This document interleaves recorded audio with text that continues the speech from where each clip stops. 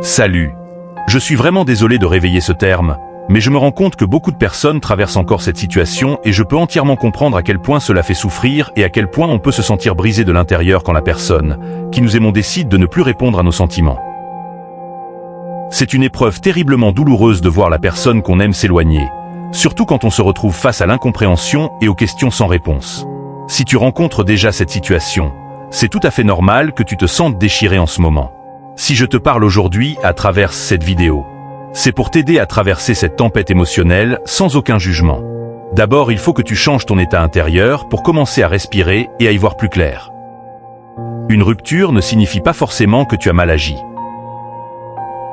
Comme le disait Épictète, ce qui nous tourmente n'est pas la chose elle-même, mais l'idée que nous nous en faisons. La douleur ne te demande pas toujours de combattre.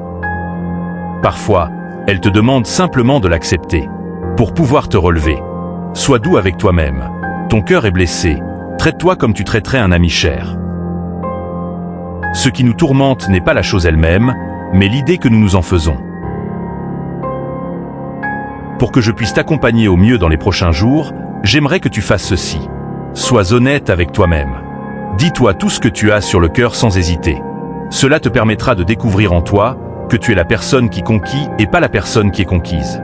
Si cette personne s'en va aujourd'hui, ce n'est pas toi qui ne la méritais pas, c'est plutôt elle qui ne te méritait pas dans sa vie. Il faut que tu respectes tes valeurs.